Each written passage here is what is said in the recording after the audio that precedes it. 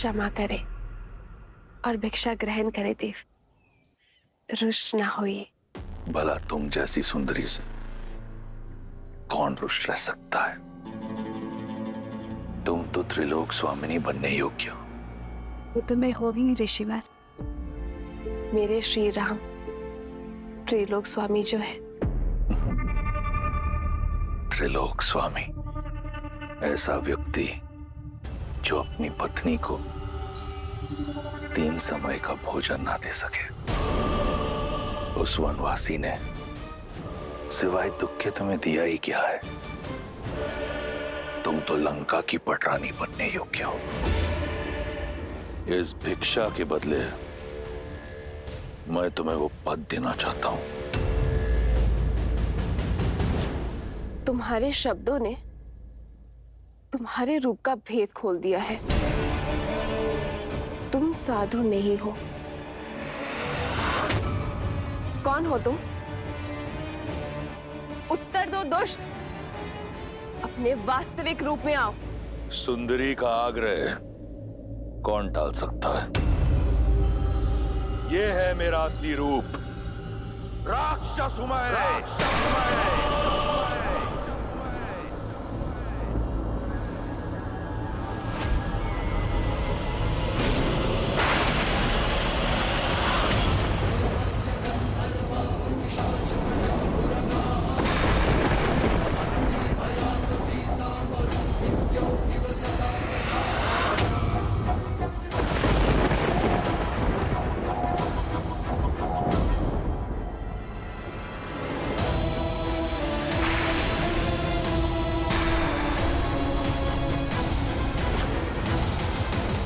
रावण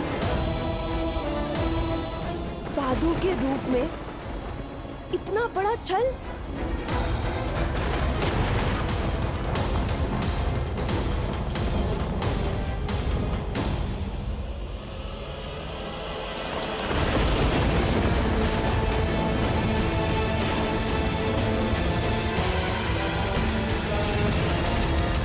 यदि तुम्हारे स्वयंवर में महादेव ने मेरा साथ दिया होता, यदि मुझे पिनाक उठाने की अनुमति दी होती, तो मुझे यह करने की आवश्यकता नहीं होती।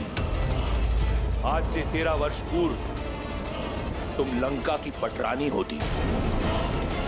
परंतु चिंता मत करो, तुम्हारे दुख हरने मैं आ गया हूं। मौन रहो पापी।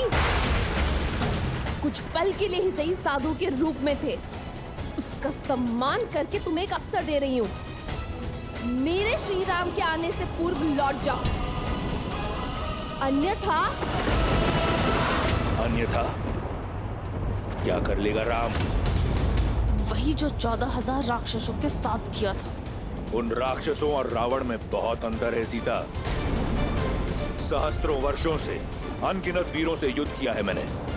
अगर तुम्हारा राम एक वीर है तो उसे वीरगति प्राप्त होगी, अन्यथा रावण के हाथों एक नीरव बालक की हत्या होगी। अब चाहे जो भी हो, सीता केवल रावण की है, रावण की। हो तो तुम राक्षसी ना?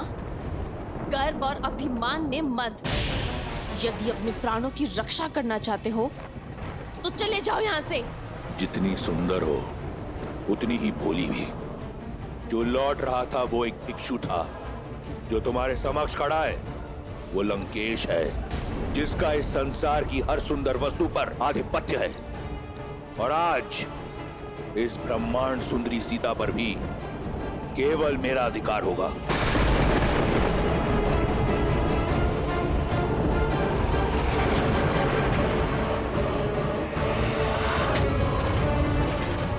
अब कोई लाभ नहीं सुंदरी।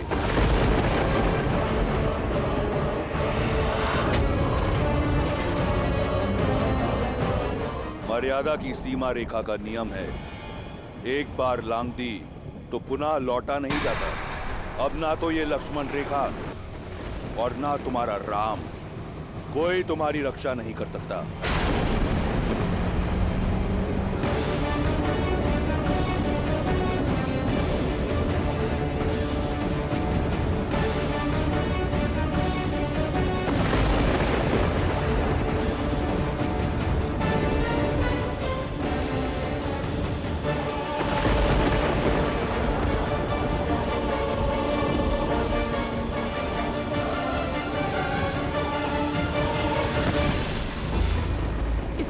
साहस का परिणाम भयंकर होगा रावण।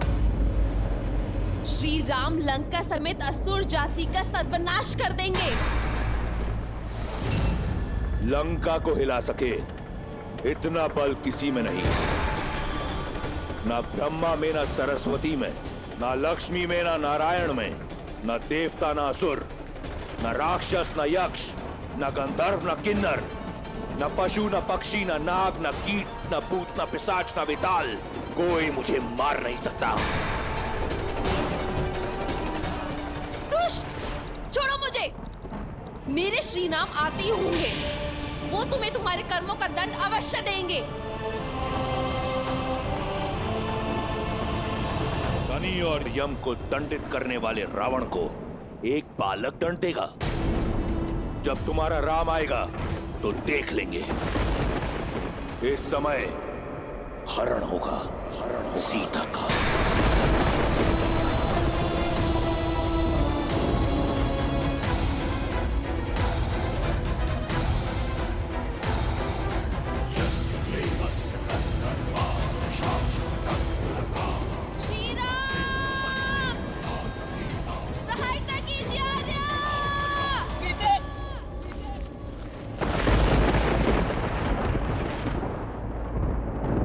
मेरी सीता संकट में है लक्ष्मण। सीते!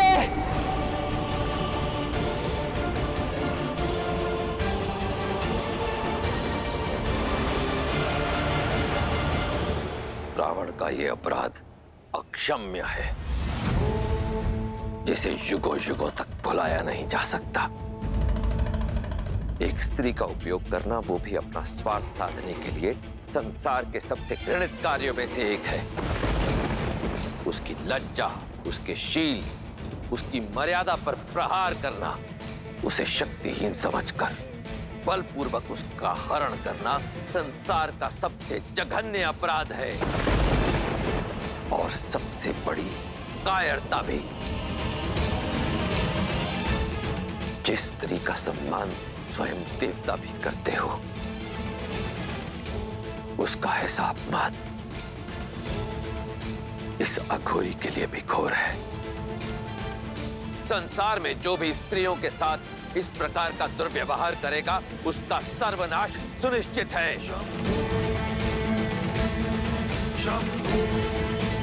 आज अपने इस जघन्य अपराध से रावण ने अपना अंत स्वयं लिख दिया है।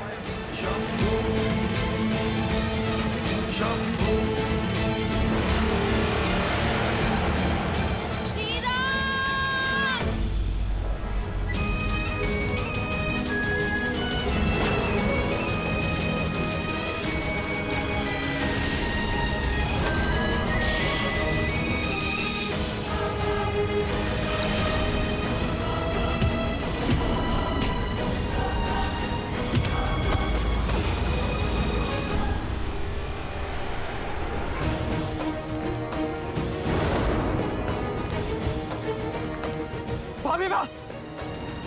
सीते! भाभी माँ कहाँ हैं आप? लक्ष्मण! लक्ष्मण तुम उस ओर जाओ, मैं यहाँ देखता हूँ।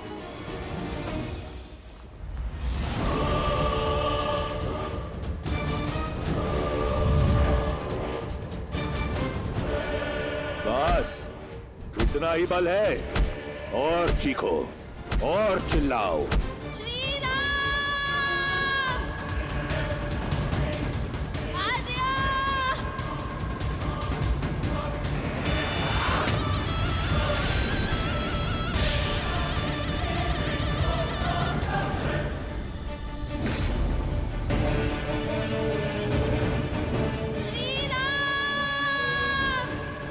चीखो और चीखो, याचना करो।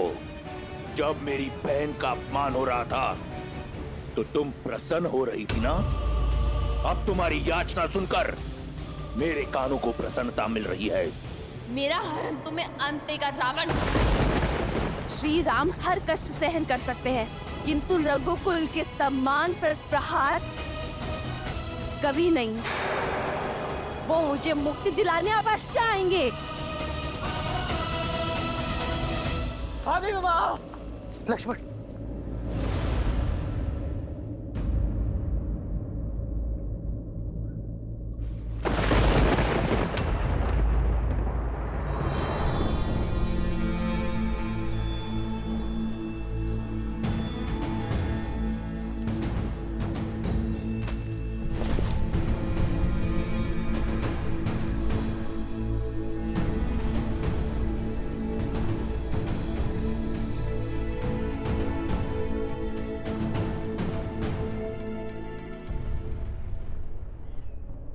सीते, सीते, सीते, सीते,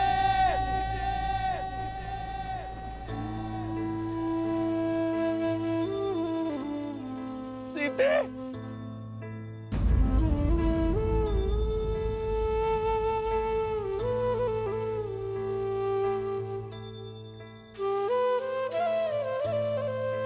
सीते,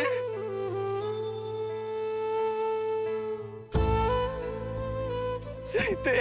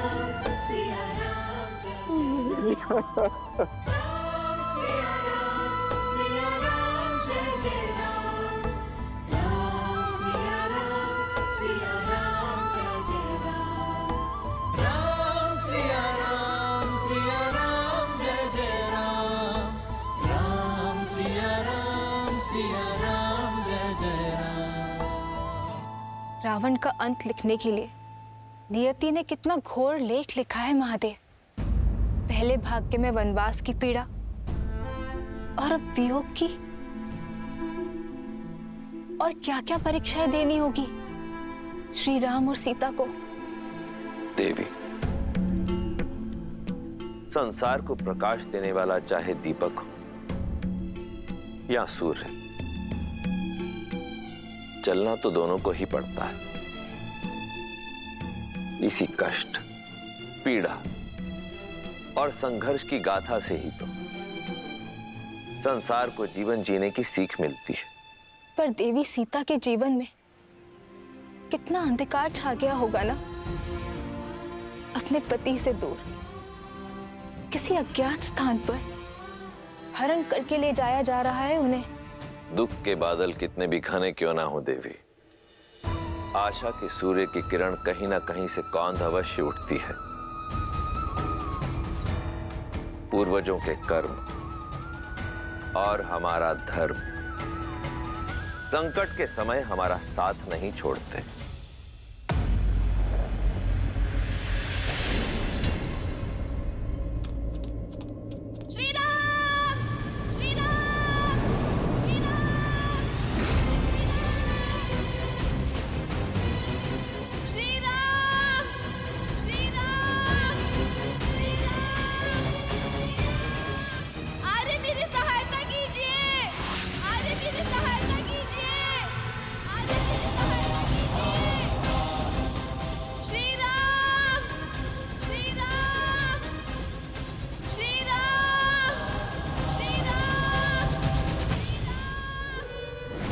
जिस रावण के भय से संपूर्ण देवलोक कांपता है, उसके बंधन से मुक्त करने ना तो तुम्हारा राम आएगा और ना ही कोई और।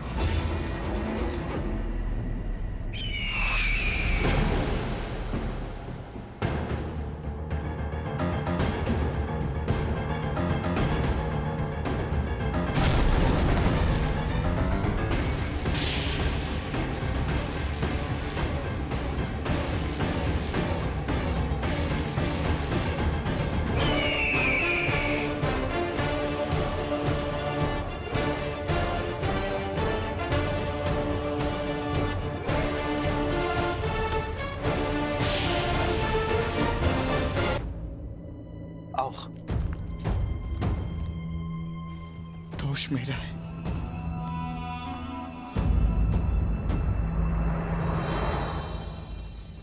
लक्ष्मण, मेरे कारण ये अनर्थ हुआ।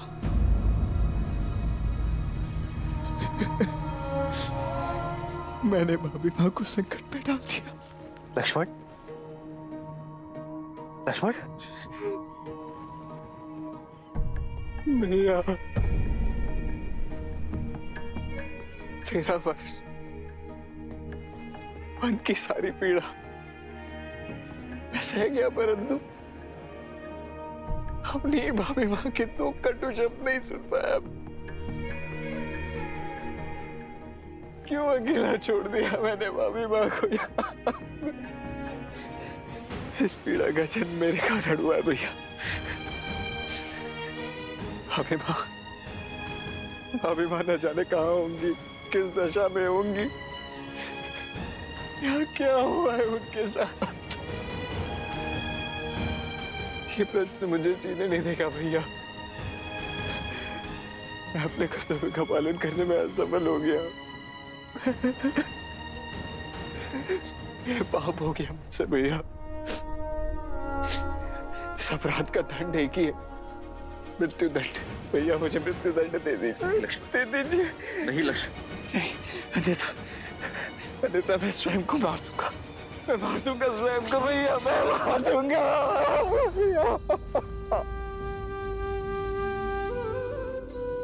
नहीं लक्ष्मण,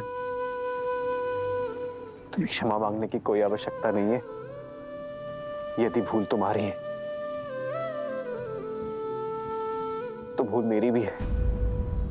तुम सीता के कटु शब्द ना टाल सके और मैं उसका आग्रह, और भूल का प्रायश्चित होता है सुधार।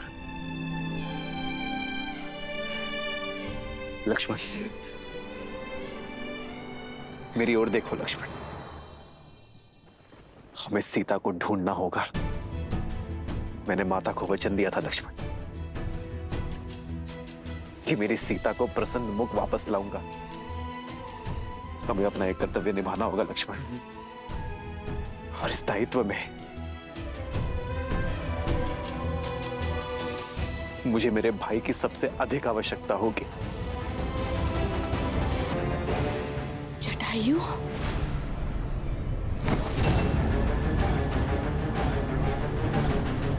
मार्ग छोड़ो दुस्साहसी पक्षी। दुस्साहस तुम कर रहे हो पापी। एक स्त्री को उसकी इच्छा के विरुद्ध स्पर्श करना भी पाप है। तो अब पक्षी भी ज्ञान देने लगे। पक्षी नहीं, पक्षीराज गरुड़ का वंशज, महाराज दशरथ का मित्र, सीता के पिता समान। ये जटायु अपनी पुत्री की रक्षा के लिए खड़ा है। तो तुम सीता की रक्षा करोगे, अद्भुत। और तुम्हारी रक्षा रावण से कौन करेगा? मैं एक वृद्ध पक्षी को मारना नहीं चाहता। क्यों अपनी मृत्यु को न्योता दे रहे हो? तुम मुझसे जीत नहीं पाओगे, चले जाओ। मुझे तुम्हारे बल का ज्ञान है दशानन। मैं जानता हूं मैं तुमसे जीत नहीं सकता, किंतु मुझे तुमसे जीतना भी नहीं। मुझे श्री राम के आने तक तुम्हें रोकना है। तुम्हारे बल का घमंड तोड़ नहीं सकता, किंतु इस घटनाक्रम के मार्ग को मोड़ अवश्य सकता हूं मैं।